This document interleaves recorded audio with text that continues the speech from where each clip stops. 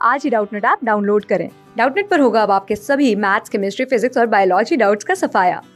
बस अपने क्वेश्चन की फोटो खींचो, उसे क्रॉप करो और तुरंत वीडियो सोल्यूशन पाओ। Download now. क्वेश्चन से आपसे पूछा गया है कि which of the two elements would be more reactive. मतलब आपका एक एलिमेंट ए है जिसका एटॉमिक नंबर है 18, एक एलिमेंट है आपका बी जिसका एटॉमिक नंबर है 19, एंड आपसे पूछा गया इनमें से आपका कौन सा मोर रिएक्टिव होने वाला है, राइट। सो देखो, first you need to understand कि अगर आपके पास दो एलिमेंट्स गिवन है, element A and element B, and आपको उनका एटॉमिक नंबर गिवन है, so you need to understand what is the meaning of atomic number, right. So देखो, अगर मैं एटॉमिक नंबर की बात करती हूँ, सो एटॉमिक नंबर बेसिकली आपका क्या होता है, एक मेजर होता है कि किसी भी एटम का कि उसके पास कितने प्रोटॉन्स प्रेजेंट है in the nucleus, right. So you can say atomic number is the measure of number of protons in an atom's nucleus कह सकते हो, और in an element's nucleus, right, in an element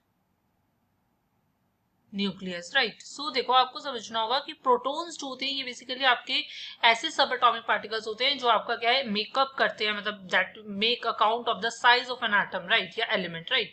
सो आपका atomic number भी कह सकते हो आप इसको, और आप इसको क्या है, प्रोटोन नंबर भी कह सकते हो, since it is the number of protons in the atom's nucleus, fine. So first you need to understand कि आपको एटॉमिक नंबर गिवन है, so first you need to make the electronic configuration for element A and element B, right.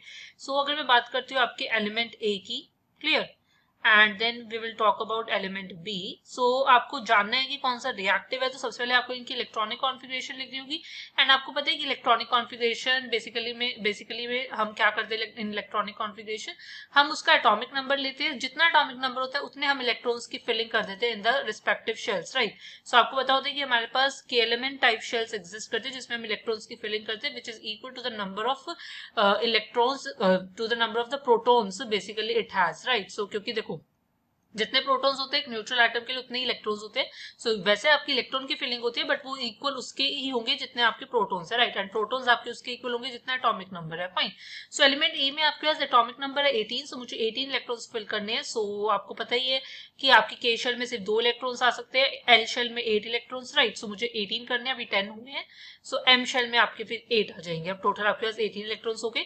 Similarly अगर element B की बात करती हूँ, so atomic number है 19, सो configuration हो जाएगी आपकी 2881, राइट।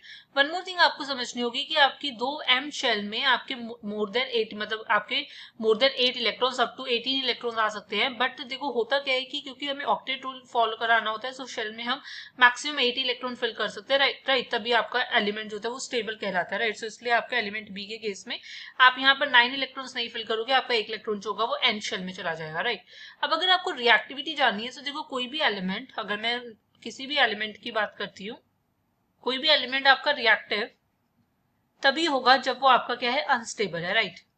क्योंकि अनस्टेबल होगा तो वो कुछ ना कुछ करके या तो इलेक्ट्रॉन्स को गेन करना पसंद करेगा या लूज करना पसंद करेगा, ताकि वो स्टेबल हो जाए, राइट। और यही गेन और लूज की जो टेंडेंसी होती है, इसी को हम कहते हैं कि वो आपका रिएक्टिव है या नहीं है, राइट। सो आप देखोगे कि एलिमेंट ए के केस में आपकी जो वैलेंस शेल है एम, वो आपकी कंप्लीटली फिल्ड है, मतलब ये एलिमेंट आपका स्टेबल है। अगर ये स्टेबल है तो ये आपका रिएक्टिव नहीं होगा, बिकॉज ना तो ये इलेक्ट्रॉन गेन करना पसंद करेगा ना ही लूज।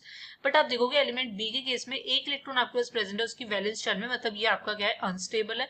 अगर ये अनस्टेबल है, तो अगर इसको स्टेबिलिटी गेन करनी है, तो ये रेडली इस इलेक्ट्रॉन को लूज करेगा ताकि इसकी वैलेंस शेल जो है वो आपकी कंप्लीटली फिल हो जाए, राइट। सो इट मींस यही आपका क्या होगा, मोर रिएक्टिव होने वाला है, राइट। यही आपका मोर रिएक्टिव होगा। सो आपका आंसर होगा कि आपका एलिमेंट बी जो है that will be reactive in nature. Thank you. Class 6 से 12 से लेके नीट, IIT, जेईई मेंस और एडवांस के लेवल तक 10 मिलियन से ज्यादा स्टूडेंट्स का भरोसा। आज ही डाउनलोड करें डाउटनेट ऐप या व्हाट्सएप कीजिए अपने डाउट्स 8400 400 400 पर।